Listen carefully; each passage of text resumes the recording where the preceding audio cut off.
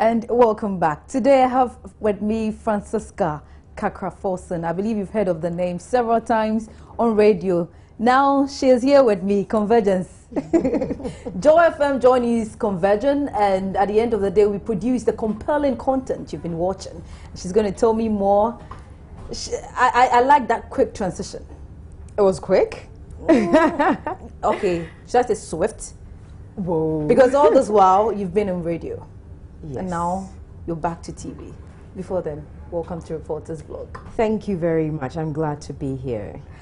Compare the two, TV, radio. I'm a typical radio reporter. Yeah. And so I've been doing radio since 2009 when I went into Joy FM as an intern.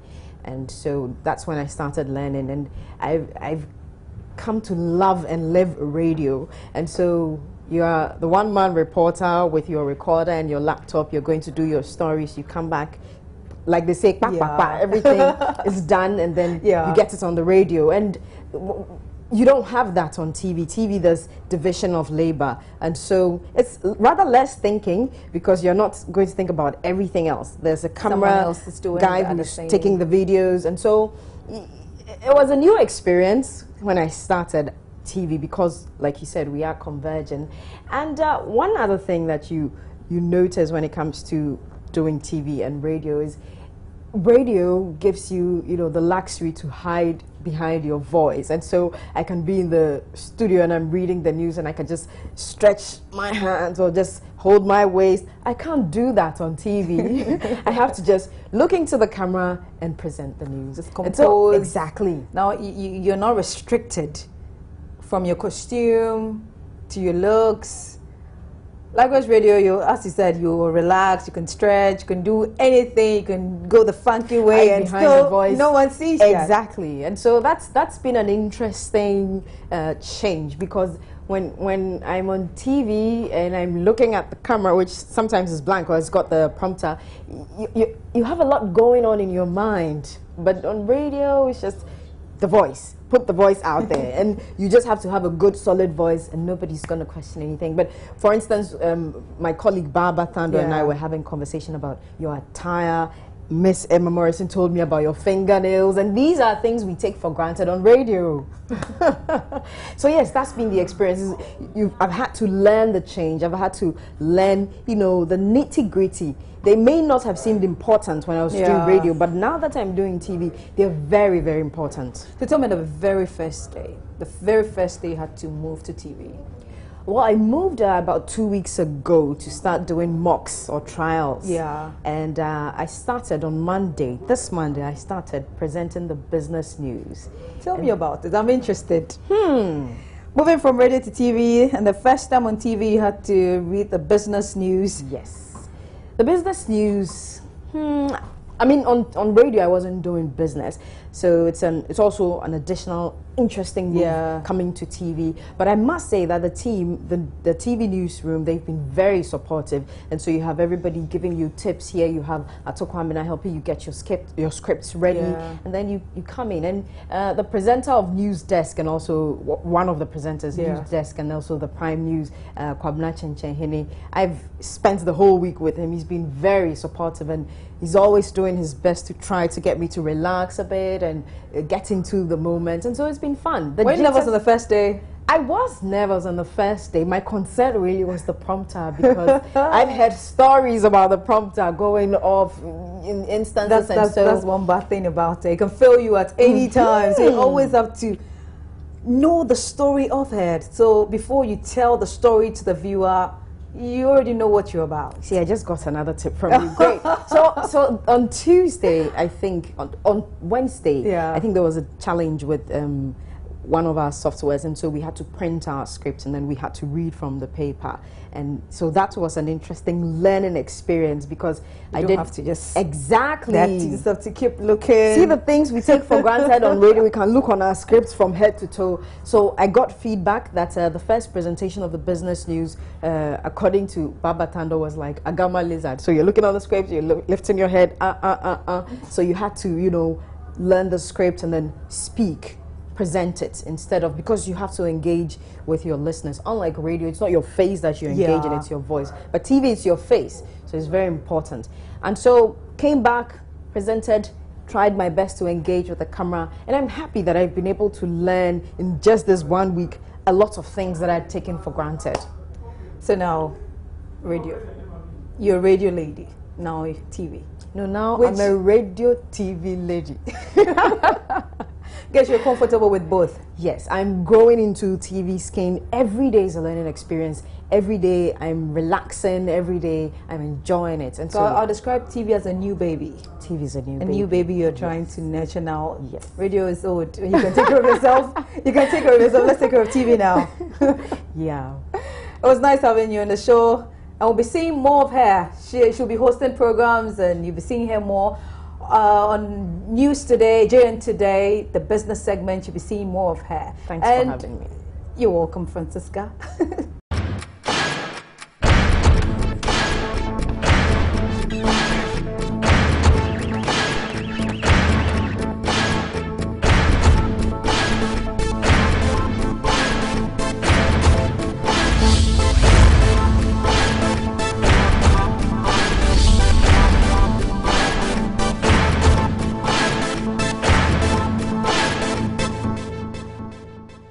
And welcome back.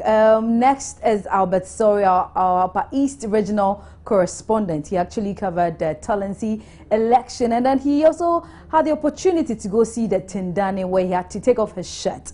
And he joins us via phone to tell us more about it. Hello, Albert. Hello, Patricia. Welcome to Reporters Blog. Thank you. How did you feel taking off your shirt? Should I say the shrine or the Tindani's palace? Yes, it's at the Tindani's palace. It's not a shrine. He's a land custodian, so his house is called the palace and not a shrine. So as tradition demands, anyone that has to go see him will have to take off his shirt.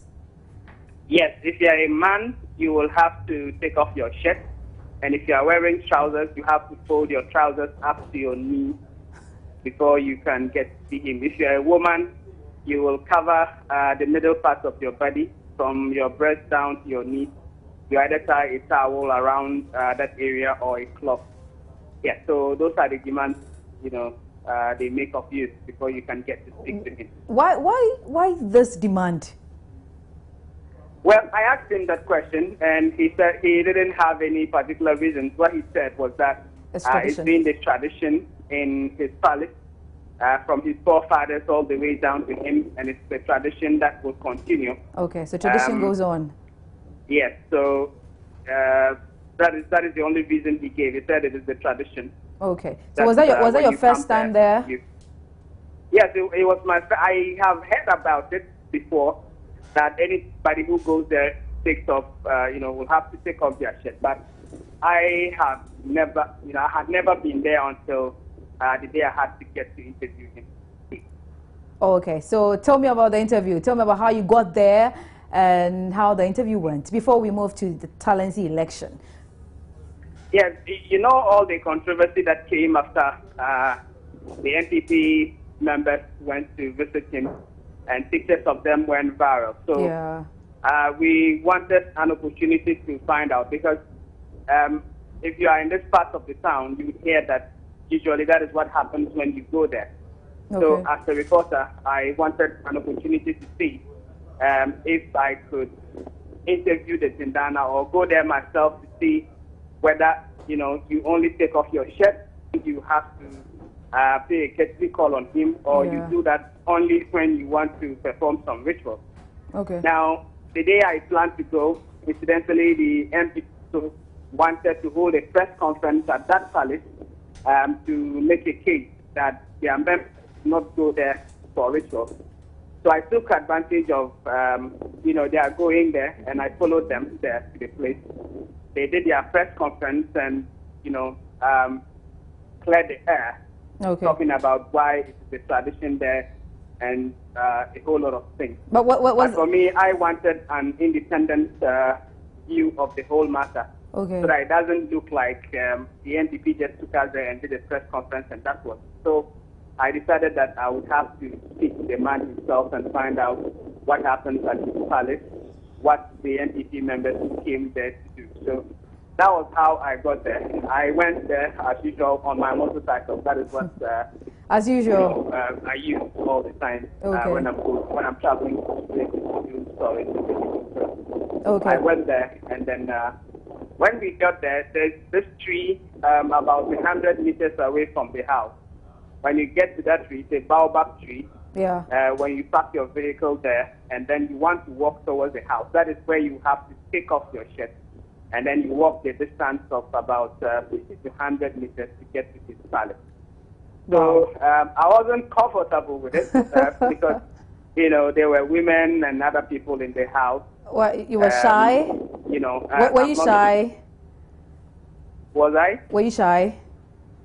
Yes, I was shy because, you know, you're working as a reporter and everybody knows you. And people were taking pictures, you know, from different parts of the house. So you were scared pictures of your bed chest to go viral? Yes, I didn't want pictures of me without a shirt on to go on social media. It was one of my concerns. But then I needed the interview. So I thought that, well, the interview was more of a priority than my pictures going on social media. So I did what I had to do. I even wanted to hang my shirt on my shoulder, but they wouldn't even allow that. So I had to take off my shirt just like everyone else. Okay. And then I got the opportunity to do the interview. Man, that was good. So before I let you go, let's tell me something about the election. How prepared were you? What were some of the challenges you faced? Just tell me about it. How was it? Covering the Talensi election. Like I said, we use motorcycles down here. Okay. I don't use a car, so you have to cover the whole constituency on your motorcycle. Then you've got to be good with your bike. Okay. So yes, for me, I'm very good on my motorcycle. Sometimes you have to use what we call fast pure speed, you know, to get to places, especially when you hear violence has broken out or something newsworthy has happened at one part of the community. Then you will have to keep, you know, more than the normal speed you would have used to get to such places.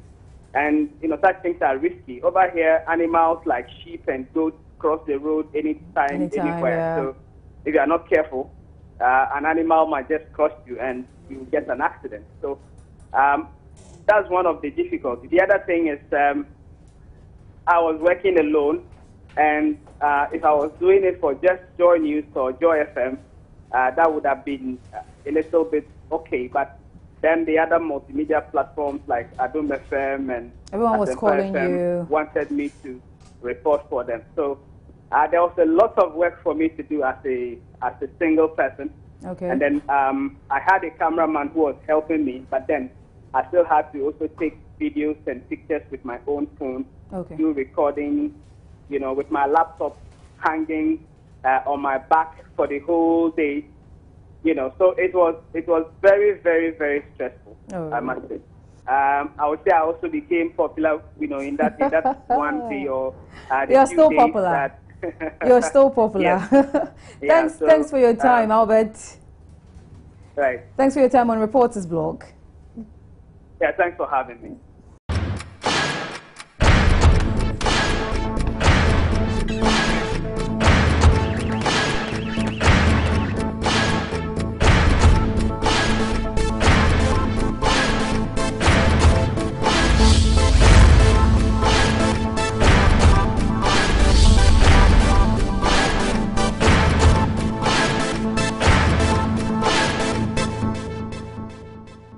And welcome back. You remember I spoke to you about some journalists being assaulted in their line of duty, and I don't see that to be nice and interesting, because we are all going out there to do our work, to report to viewers what is actually happening on the ground, and we are being assaulted for it, and I don't think it's fair.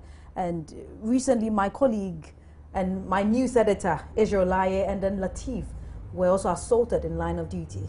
But Latif is here with me currently, and welcome to Reporters Blog. Thank you.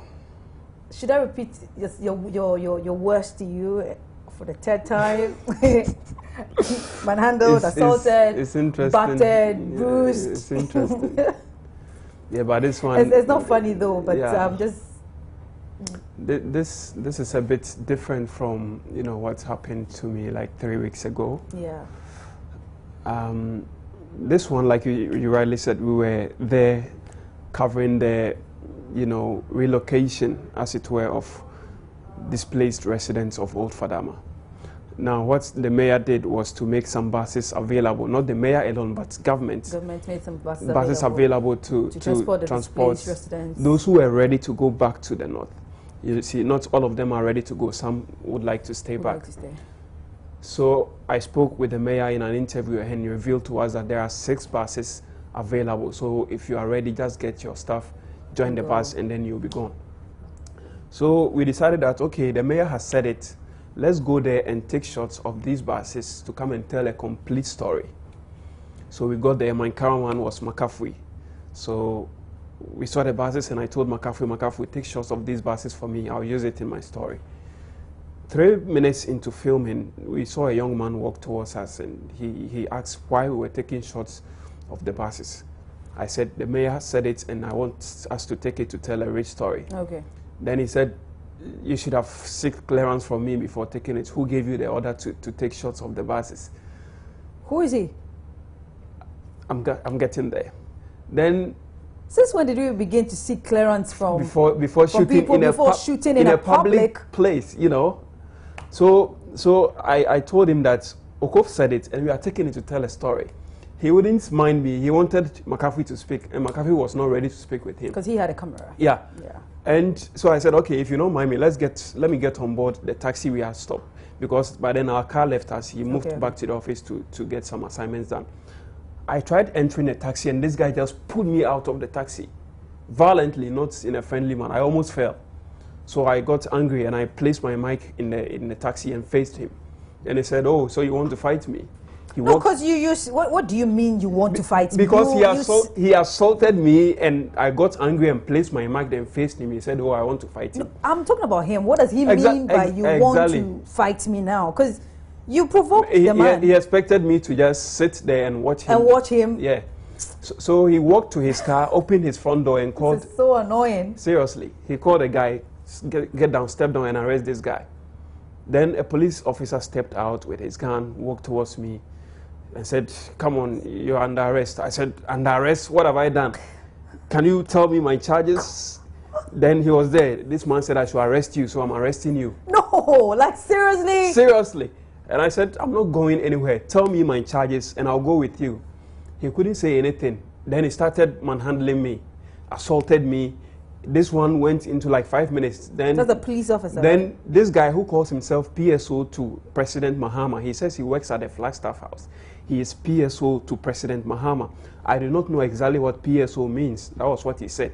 He picked up his phone and called that he needed 2 military reinforcements. Truly, we saw military men come and walk towards us.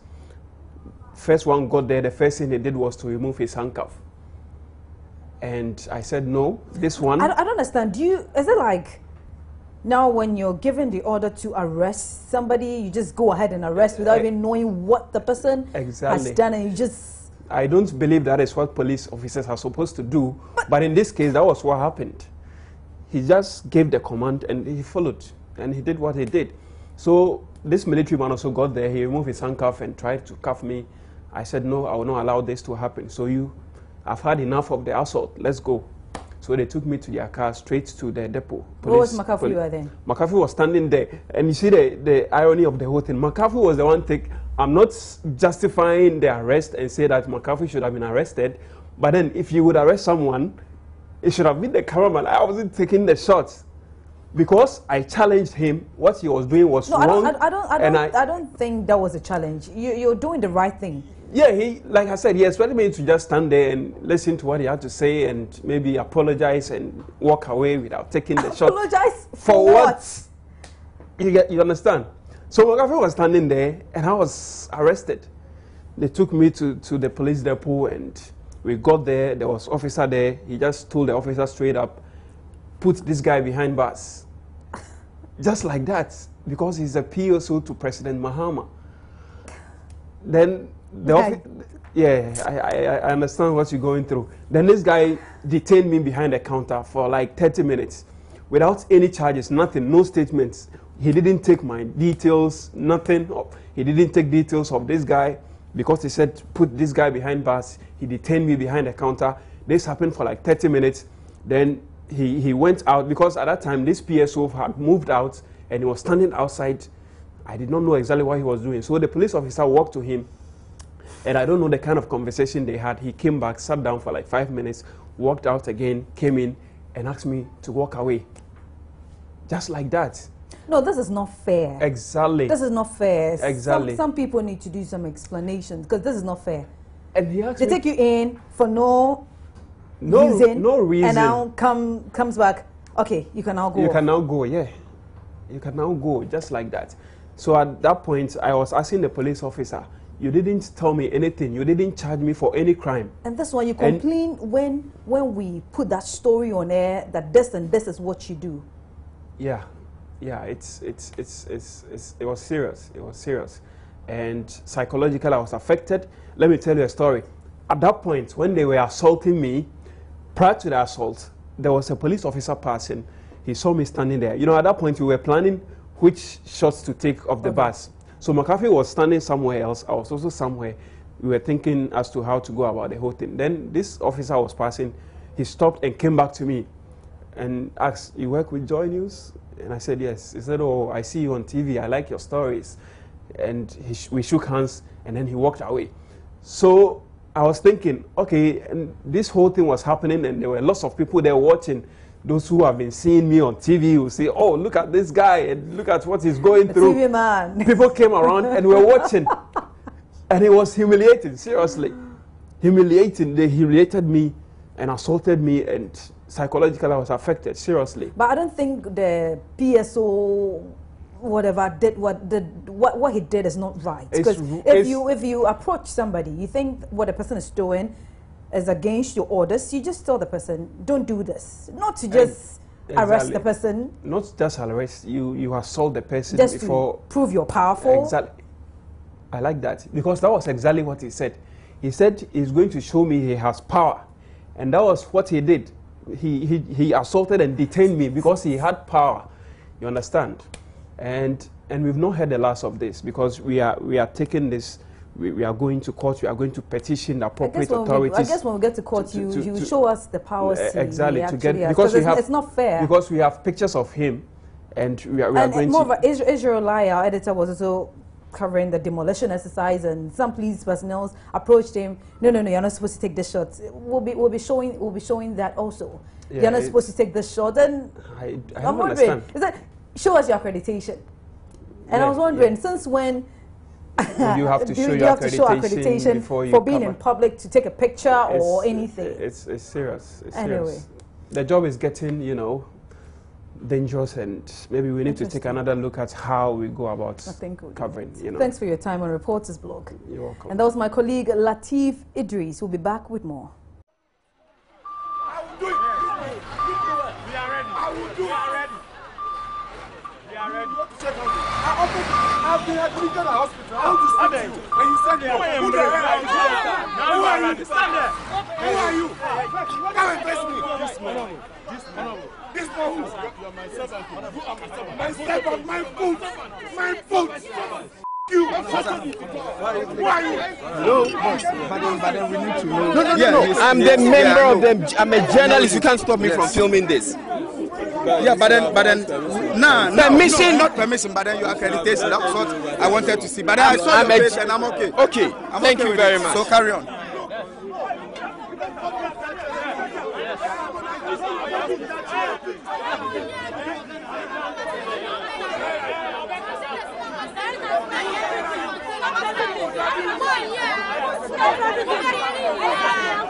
And welcome back. Most women look forward to being called mothers, but motherhood is always one of the most challenging tasks for any woman. So it's hard to imagine how a mentally ill single mother copes with raising a set of triplets. On the street of Accra, a woman is leaving this story, begging for small changes for small change with her little girls. And our web photographer, David Ando, chanced upon her and joins me in studio. Welcome to Reporters Blog once more. Thank you, Pat. How are you? I'm well. Yourself? Cool. Mentally ill woman with triplets. I guess you're on your way to the office. Yes. As usual. Yes. Always with your it was around, weapon. Yeah, 8 a.m. I was in the commercial car, and I saw this woman sitting there with children moving. I mean, from the left to the right. They were just moving anyhow, and I asked myself, so what happened? This woman, you could see she's not sound. She's physically ill, and then mentally, you can see. I mean, for my personal judgment, that's what I saw, and I just got down from the car, and I wanted to go and ask her a few questions before I started taking my shot. The moment this woman saw me, she started throwing stones at me. She was very hostile.